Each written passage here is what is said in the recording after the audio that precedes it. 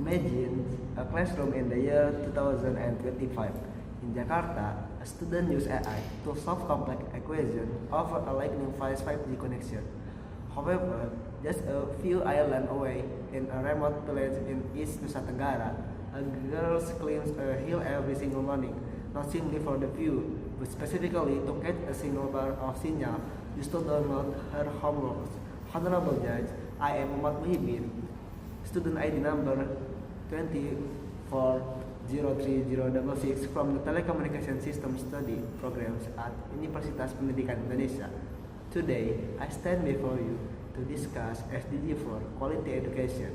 Specifically, I want to address the digital poverty that is quietly stealing the future of million Indonesian children in all city regions, which represent the frontier, outermost, and disadvantaged area of our nation.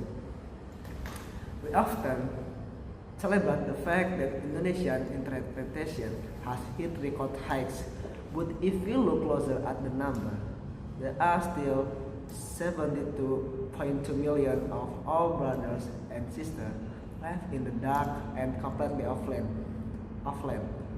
In 122 disadvantaged districts, education is no longer about books. It has evolved into a matter of bits and bytes. When we move education to the digital realm, we uncannily create a digital literacy cliff. Data shows that students in treaty areas consistently score below the national average, not because they lack intelligence, but primarily because they lack the infrastructure we take for granted. As a telecommunication system student, I see this is not as a technical failure, but as a moral emergency.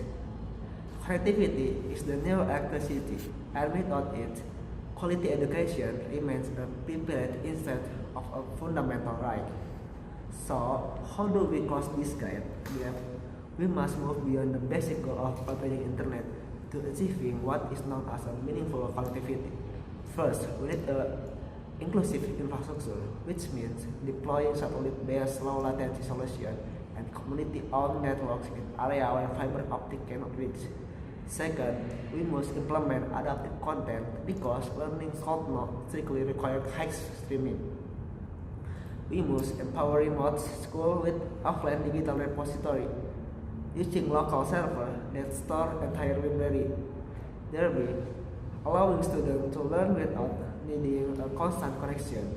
And third, last, we must involve the youth. I call this is the expansion of the digital volunteerism programs, where students like us go to these regions to build not just hardware but also digital skill. Education should not be determined by the zip code where you born. Ladies and gentlemen, the SDGs are a promise to leave no one behind. But if we continue to let the digital divide grow, we are effectively failing that promise. I urge the policymaker and engineer listening today to stop looking at the connectivity as a business commodity and instead start treating it as the backbone of our national intelligence. Let us build a country where a child in Papua has the same windows to the world as a child in Jakarta. Because when every child is connected, Indonesia potentially will be truly unstoppable. My name is Muhammad Muhyiddin, and I believe that the future of Indonesian education starts with a signal that reaches everyone. Thank you.